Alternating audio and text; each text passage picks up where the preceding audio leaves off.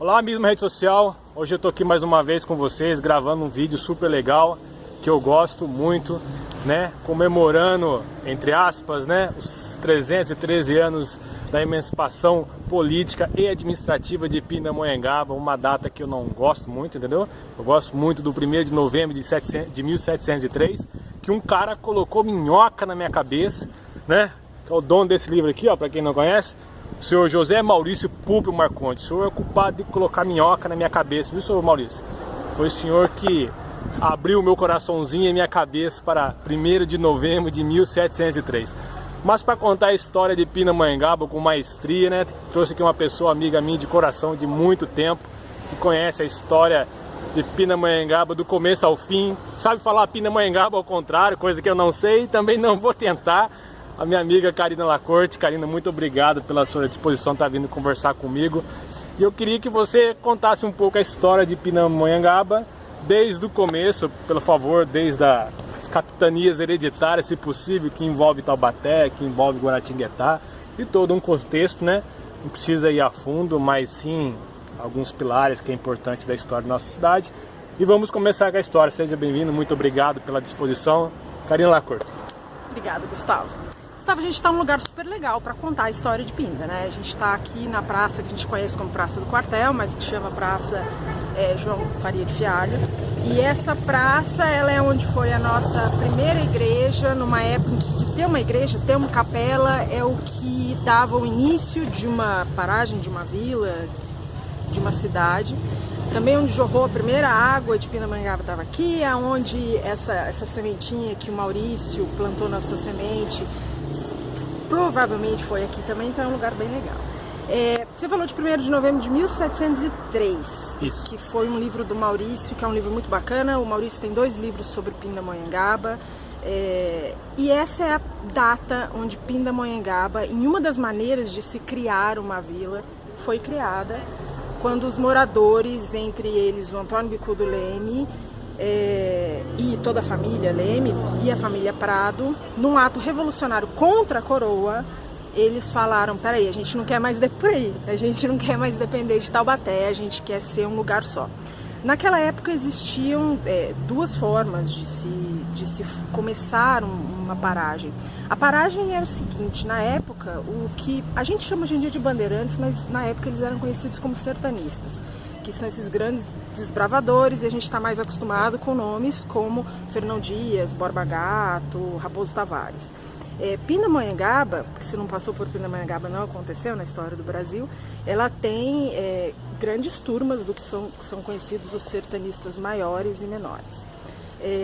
Era uma paragem, mas o curioso é que é o seguinte: quando Jacques Félix, que é o fundador intencional, o fundador oficial de Taubaté, porque ele fez o seguinte: ele morava na capitania de São Vicente. Você falou para me restringir a história das capitanias, Isso, né? que é uma história. Então a gente volta aí uns 500 anos para trás, mais ou menos. Dá para ir menos, mas vamos para 500 anos. Se a gente falar das capitanias, o Brasil era dividido por capitanias hereditárias. Aqui era a região da capitania de São Vicente, que é a cidade de São Paulo hoje em dia. E as capitanias eram divididas em sesmarias. Sesmarias eram chácaras, fazendas, onde a pessoa, quando ganhava da coroa uma sesmaria, e esse sistema de divisão de terras já era praticado em Portugal. A coroa só estava trazendo para a colônia o que ela já praticava no reino. Quando a pessoa ganhava ou pedia uma sesmaria, ela sempre tinha um motivo para aquela região. O que a gente não sabe exatamente, por exemplo, a Condessa de Vimeiro, ela era dona dessa região. A gente pega ali do que vai de Guará até o que é Mogi das Cruzes, mais ou menos. E Jacques Félix, que morava na capitania, ele fez um pedido por carta que ele queria terras para ele e 2 filhos dele. E o curioso é que ele fala que ele queria terra perto do que ele chama de a tapera do gentio. Tapera era o termo que o português usava para as ocas, para as moradias, e gentio são os índios. Ele pede que ele queria se estabelecer perto da tapera do gentio, que já existia aqui na região, próximo às paragens de Pindamonhangaba, e o que na época era escrito Teremembé, mas que é Tremembé. Então é curioso que quando ele pede isso, a gente está falando do Brasil seiscentista, Tremembé e Pindamonhangaba já existiam, mas Taubaté não. Então ele veio com a família, ele fundou uma vila que é a Vila de Taubaté. Nessa época, a paragem de Pindamonhangaba e a paragem de Tremembé pertenciam a Taubaté. Paragem justamente por causa dos sertanistas. Quando eles saíam das capitanias, do centro das capitanias, para chegar às Minas Gerais, eles tinham que ir estabelecendo pontos de apoio. Então eles estabeleciam pequenas paragens que eram locais onde eles tinham, eles faziam uma pequena agricultura, onde eles mantinham alguns animais, e era nas paragens que a vida das bandeiras existiam. Porque quando as bandeiras, que eram enormes, às vezes a gente pensa em nomes, esses nomes que eu já citei, a gente pensa que eram 10 caboclos. Mas não, as bandeiras tinham 600, 1000 pessoas, com uma minoria branca, portuguesa, que vinha a pedido da coroa explorar. Essas paragens eram onde tudo acontecia, então as bandeiras iam de um lugar para o outro e eles paravam nas paragens para poder se reabastecer de alimentos, para cuidar dos animais, para despachar feridos, porque às vezes tinham uns feridos que precisavam ir para alguns lugares. Então é assim que nasce esse conceito do que são as cidades do Vale do Paraíba hoje, nesse momento. Pindamonhangaba dependia, até que no momento que uma das famílias mais importantes da história do Brasil, que são os Leme, eles edificaram o que hoje a gente tem de Paraná, São Paulo e Minas, eles estão presentes na fundação desses 3 estados. Acho que eles cansaram, eu já brinquei antes, que acho que no churrasco de família eles ficavam debatendo como é que era isso. Eles se organizaram e cometeram um crime contra a coroa, que foi justamente dizer: paragem de Pindamonhangaba não depende mais de Taubaté. E no mesmo dia que eles declararam isso, que é o 1º de novembro de 1703, eles levantaram o Pelourinho, que era o lugar de açoite, tanto para escravos quanto para criminosos. Lembrando que na época o criminoso não era assim, não era uma prática ele ser preso, o cara era judiado e às vezes assassinado e tal. E eles também já elegeram as suas pessoas importantes, quem seriam os juízes, quem seriam os conselheiros e tudo isso. E isso foi um grande ato de revolução, por isso que eu acho que você tem a minhoca na sua cabeça, porque foi o que deu tudo isso. E daí, eles fizeram isso nessa região, isso só foi possível porque o padre João Faria Fialho já tinha construído uma igreja aqui, que é nesse lugar mais ou menos que a gente está, que é o padre, que não só foi fundamental para fundar Pindamonhangaba, como para fundar Ouro Preto, né, que era a grande menina dos olhos da exploração das minas. Então até chegar em 1703 é mais ou menos isso. O João Prado Martins, né? Uhum. Ele estava em Taubaté de boa, certo? No Jacques Félix lá de boa, certo? Aí ele falou um belo dia que queria vir, eu quero plantar um pezinho de alface, algumas coisas lá naquele ladinho, lá pro lado de Pindamonhangaba.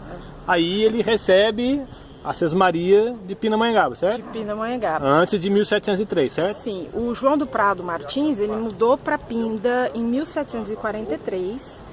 Eu não sei se ele estava em Taubaté ou na capitania. 743 ou 1643. Falei errado? Falou, 700. 1643. O João do Prado Martins, eu não sei se ele estava em Taubaté ou em Guará, eu não tenho essa informação. Mas na época, quando você pedia uma sesmaria, isso queria dizer que você ia com toda a sua família, todos os seus animais, e você ia começar uma fazenda justamente para a exploração dos sertões. Ele veio morar em Pindamonhangaba, na Sesmaria de Pindamonhangaba, em 1643, embora ele tenha recebido a posse em 49. Então, o primeiro registro que a gente tem é em 1643, já com o nome de Pindamonhangaba. A gente não tem registro de onde surgiu esse nome. João Prado Martins e Bico do Leme eram amiguinhos. Os filhos eram casados. Os filhos eram casados. É importante a gente dizer que todas essas famílias que a gente vai citando, eles eram todos primos ou casados entre si ou vieram nas primeiras levas da colônia. O João do Prado Martins é da família dos Prado, que é a grande família que fundou toda a capitania de São Vicente, que é a mesma família há 400 anos e que ainda está presente na história. E essas famílias foram se casando entre si. Vamos lá, João, ele recebeu a Sesmaria de Pindamonhangaba, que o limite dela era até onde o limite dela, mais ou menos? Mais ou menos o que hoje é a fazenda Água Preta. Água Preta para cá?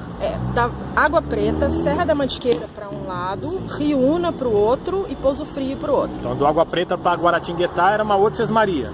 Era uma outra sesmaria. Qual sesmaria que era, você sabe me dizer? Corupaitiba. Então, Corupaitiba, que hoje é Moreira César, distrito de Moreira César. Que hoje é Moreira César e Roseira. E Roseira, certo? E depois vinha Guaratinguetá, certo? Exato, que já era uma outra vila com fundação oficial. A coroa que mandou fundar Guaratinguetá também. Uma coisa que é muito interessante, que até Pindamonhangaba até era Água Preta, certo? Sim, da Água Preta até, desculpa te interromper, da Água Preta até o que é Roseira hoje em dia, ali da Água Preta até o que é Roseira, depois Serra da Mantiqueira também, Fazenda Sapucaia, aquela região, até de novo Pouso Frio, Borba, era a sesmaria de Corupaitiba, com o primeiro registro de 1645 para o Antônio Bico do Leme. Bico do Leme. Que algumas pessoas falam que a sesmaria de Corupaitiba foi discutida em Aparecida, certo? Algumas pessoas falam, algumas lendas por aí falam, sabe? Sim. Uma coisa muito interessante que ninguém acha um elo, né? O elo pode ser entre as famílias, entre terras, né? Que uniu Pindamonhangaba, sesmaria de Pindamonhangaba, a de Corupaitiba, e aí fez o território de Pindamonhangaba gigante. Depois que o pessoal lá do ato revolucionário, né? Faca na caveira, como diriam meus amigos aí, né? Ergueram o pelourinho, falaram: se dane a coroa, nós manda aqui, né? Que é em 1703, de 1º de novembro. Não gosto do 10 de julho, né? Odeio 10 de julho, porque 10 de julho a Carina... Existiu, a coroa, a Catarina... Mas não é o aniversário da cidade. Não é, no meu ponto de vista, não é o aniversário da cidade, certo? A rainha Catarina só fez assinar um ato que já tinha acontecido a ferro e fogo, se não fosse a vontade do povo, entendeu? Então foi uma consequência o 10 de julho, né? O primeiro ato foi em 1703, 1º de novembro, reforçando, 1º de novembro. Mas conta a história lá, o pessoal fez o levante depois do 1º de novembro de 1703 até o 10 de julho de 1705, como naquela época quando existia WhatsApp, Facebook, correio, etc e tal, poucas pessoas sabiam ler e escrever na época. Esse trâmite aí, o que nesse período que aconteceu aqui na cidade, algumas pessoas ficaram escondidas, Borba Gato, a galera toda aí, como que foi? Vou responder a sua pergunta, mas só vou colocar duas informações aí sem me estender nelas. O que fundou a Pindamonhangaba de hoje, ela é formada porque eram 7 sesmarias. Entre elas é Corupaitiba, o que hoje é o Borba, Pindamonhangaba, Sesmaria de Piraquama, Mombaça. Eram 6, 7 sesmarias que viraram depois a vila e a cidade. Então isso é uma informação. Outra informação é o Borba Gato, na verdade, você falou das famílias, o que uniu isso tudo foram realmente as famílias. O Borba Gato, por exemplo, nem dá muito pra gente entrar na história dele porque é longa, ele é o caçador de esmeraldas, um dos maiores bandeirantes da nossa história. A gente não vai nem falar que ele parece ser herói, mas ele era estuprador, ele transformou todos os índios em escravos, ele saía assassinando os amiguinhos, então era um cara tenso. Mas ele veio parar em Pindamonhangaba pelo seguinte: ele era genro do Fernão Dias, o maior bandeirante da história do Brasil, e o Fernão Dias era casado com a Maria Leite, que é dos Correios, até hoje em Pindamonhangaba. Então é isso que une, tá? O que vai costurando essa coxa de retalhos são realmente os casamentos entre as famílias. Então muita gente fala: por que o Borba Gato foi parar em Pindamonhangaba? Porque a esposa dele era de Pindamonhangaba. Então é essa ligação. E ele é signatário da carta. Então foi assim, eles foram em praça pública, claramente não é uma coisa da onde pro dia, porque a gente só tem, e por conta do José Maurício Pupo Marcondes, a gente só tem esse registro por conta da tecnologia, porque senão não teria esses documentos, porque esses documentos estavam na Biblioteca Nacional do Rio de Janeiro, oriundos do Conselho Ultramarino de Lisboa, porque na época o Brasil era colônia, tudo era resolvido pelo Conselho Ultramarino, ou seja, eles estavam lá em Lisboa brincando de xadrez com o Brasil. E daí... Brasil colônia. Brasil colônia. Que eram só capitanias nessa época. Aí o que acontece? Eles... provavelmente é de caso pensado, na época os irmãos Leme eram vereadores das cidades que estão aqui no eixo, em Taubaté, Iguará e coisa e tal. Tem uma carta super interessante que é de um ano, mais ou menos, uns 6 meses, não chega a um ano não, 6 meses, 7, alguma coisa assim, antes do 1º de novembro, em que o Bico do Leme, como vereador de Taubaté, e Taubaté, a vereança de Taubaté, manda uma carta para a coroa pedindo para que o salário do padre comece a ser pago pela coroa, e ninguém sabe se a intenção do Bico do Leme era jogar a vila de Taubaté contra a coroa. Eu já acho que já existia uma trama aí entre ele e o padre, porque o padre vem e constrói uma igreja, então já começa essa artimanha, entendeu? Por debaixo dos tapetes começar a querer, né? Esse ato começa a se construir aí. Aí a gente fala dos 3 amiguinhos, e esse lugar é incrível para falar dos 3 amiguinhos, né? Padre Faria de Praça, né? Tem 3 amiguinhos. O Borba Gato, o batalhão nomeado depois dele, então Borba Gato. O Bico do Leme, que dá nome para aquela rua que está atrás da gente, e a Praça Padre João Faria Fialho. É até bacana os 3 estarem na mesma localização, assim, porque foram eles, com certeza isso já estava rolando, porque o ato que eles fizeram, onde eles chegam na praça e eles falam, olha, a partir de agora a gente não quer mais depender da Vila de Guaratinguetá ou de Taubaté, a partir de agora a gente só vai responder a gente mesmo, já tem igreja aqui, então para que os nossos moradores não tenham que ficar se deslocando, a gente vai eleger juiz de paz, a gente vai eleger vereador, conselho e tudo isso. Só que no que eles viram as costas, a Câmara de Taubaté entra em contato com o ouvidor-geral da coroa, que o ouvidor-geral era o cara que estava ali para regular tudo o que acontecia nas Sesmarias e nas vilas, em nome da coroa. Então, o ouvidor vem parar aqui em Pindamonhangaba e a gente tem uma carta que ele mandou para a coroa em 9 de novembro, ou seja, uma semana depois só do fato, porque foi o seguinte, os caras fizeram tudo isso e entraram na moita, porque era um crime. Sim. Né? Então eles fizeram o rebuliço e foram se intocar. Eles tinham a segurança de que eles eram de famílias nobres, riquíssimas da região, então eles tinham essa segurança. O ouvidor-geral chegou, não tem um registro, mas a gente sabe que ele passou em Taubaté, conversou com as lideranças de Taubaté, veio para Pinda, conversou com as lideranças de Pinda, e daí ele fala para o pessoal de Pindamonhangaba, olha, minha sugestão é que vocês peçam para a coroa resolver essa história. Enquanto a coroa não resolve... Mas isso antes da... Isso é 9 de novembro. Isso, antes da... de 1703, não, tinha uma semana. Isso antes da Revolução. Não, isso uma semana depois da Revolução. Certo. Então a Revolução foi 1º de novembro de 1703. Os caras fizeram tudo o que fizeram. Aí eles se intocaram. Aí nisso o ouvidor-geral, uma semana depois, veio parar aqui. Certo.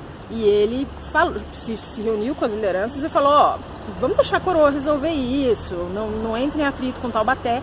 Fez o mesmo pedido para Taubaté, olha, não façam justiça com as próprias mãos, deixa a coroa resolver. E daí ele faz uma carta, o ouvidor-geral faz uma carta que ele manda para a coroa, era Dom Pedro II de Portugal, que não é o Dom Pedro II do Brasil, que era o rei de Portugal na época. Ele faz uma carta, o ouvidor-geral, relatando os fatos. E era a posição, o ouvidor-geral, ele mesmo podia ter sacramentado aqui uma vila. Mas na época tinha uma lei que a vila não podia ter menos de 5 léguas de distância uma da outra, que é algo entre 20 a 30 quilômetros de hoje em dia. Então não podia ter essa distância uma da outra. E Pinda estava a 6 léguas de Guará e 3 léguas de Taubaté. Então ela não qualificava dentro dessa lei. Então ele faz uma carta relatando os fatos para a coroa e ao mesmo tempo ele pede para que as lideranças de Taubaté não façam justiça com as próprias mãos, que elas esperem, e eles também pedem que as lideranças de Pindamonhangaba continuem submissas a Taubaté enquanto a coroa não toma uma decisão. E todos os lados dizem ok. Nesse meio termo, as lideranças de Pindamonhangaba fazem uma carta pedindo perdão para o rei, porque eles sabem que eles cometeram um crime, mas eles pediram perdão bem na justificativa. Eles mandam uma carta dizendo que eles sabem que eles estão lá humildemente pedindo perdão, que eles sabem que vocês podem morrer. Que tem que eles sabem que eles cometeram um crime, mas eles também justificam bastante porque eles cometeram aquele crime. Então eles citam muitas distâncias, eles citam o fato de já ter muita gente estabelecida aqui na região, que é por isso que eles tomaram essa providência, pensando no povo e coisa e tal. E eles mandam essa carta. Essa carta não tinha, como você falou, não tinha WhatsApp, não tinha nada disso. Ela foi para o Conselho Tamarino de Lisboa e nesse meio termo ficou registrado então que Pindamonhangaba ia continuar submissa a Taubaté. Taubaté não ia penalizar ninguém de Pindamonhangaba até que a coroa se manifestasse. Os pindamonhangabenses escrevem uma carta dessa justificativa e eles mesmos pedem que a coroa resolva criando a Vila Real de Nossa Senhora do Bom Sucesso de Pindamonhangaba. Então não é que depois, quando chegou a carta da Constituição, não é que a coroa apareceu com esse nome do nada. Os próprios pindamonhangabenses decidiram como seria o nome de Pindamonhangaba. Fizeram a rainha falar o que tinha que falar. Que era o rei Dom Pedro II, era irmão da rainha Catarina. Sim.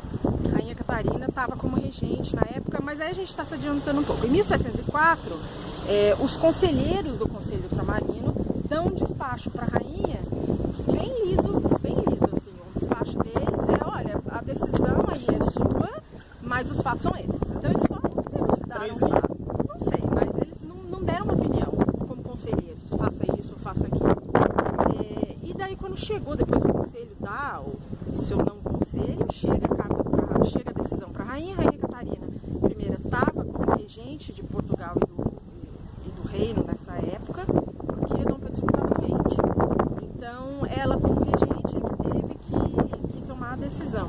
É um fato bacana que o Maurício cita no livro dele, que naquela época a mulher não era nada, né? A mulher não podia fazer nada, tanto que dos signatários da carta pedindo essa criação da vila, não tem nenhuma mulher, porque elas não eram alfabetizadas, elas não podiam participar da vida pública.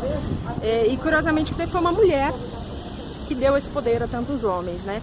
E daí, acho que tipo um ano depois, em 1704, que o conselho dá esse despacho, manda para a rainha, e daí ela, para resolver esse grande problema, a gente tem que pensar que na época era um grande problema o que eles fizeram. Ela, em 10 de julho de 1705, ou seja, um ano e meio depois, mais ou menos, do que aconteceu, ela cria oficialmente a Vila Real de Nossa Senhora do Bom Sucesso de Pindamonhangaba. E são pouquíssimas as vilas reais no Brasil. Aqui a gente tem essa e uma no estado do Rio de Janeiro, por exemplo. Então ela acabou, ao dar o nome e acatando o que o pessoal de Pinda tinha feito, ela dá um certo poder ao pessoal de Pinda, né, dizendo, olha, tá tudo certo, deixa eles. E daí é a partir dessa data que eles começam a realmente funcionar como vila. Por que virou aniversário da cidade, daí já é outra história. Então, foi um breve relato da nossa história pindamonhangabense, para quem não conhece, né, esses detalhes, né, que a gente não encontra em biblioteca. Você tem que garimpar em sebos, em pessoas, história, Academia Pindamonhangaba de Letras, que tem muitas pessoas que conhecem vários aspectos da história de Pinda. Vale um pouco estudar. Uma cidade sem história está sujeita ao fracasso. Nossos cidadãos que não conhecem a nossa história não têm condições de prever o nosso futuro e de planejar o nosso futuro. Então fique você aí informado. Se você gostou desse vídeo, compartilhe com os amigos, com os familiares. Karina, você quer deixar algum recado, mais alguma mensagem de aniversário de Pindamonhangaba? Não, a história, que é outra história sobre o 10 de julho, é uma história que já é mais documentada e que é mais recente, bacana, mas acho que de alguma forma eu queria agradecer às pessoas que permitiram que a gente tivesse essa discussão, que são os historiadores de Pindamonhangaba. São muitos, mas entre eles o Ataíde Marcondes, Valdomiro Benedito de Abreu, José Maurício Pulpo Marcondes e o Dr. Lelis Nogueira, que são as pessoas que desenharam essa história que a gente está podendo contar aqui hoje. 2 já falecidos, 2 ainda vivos. Então acho que eu quero agradecer o fato de um dia eles terem parado para registrar, porque realmente uma cidade sem saber a sua história é um trem sem conseguir frear. Um abraço a todos aí, obrigado, sucesso, compartilhe aí. Tchau, tchau.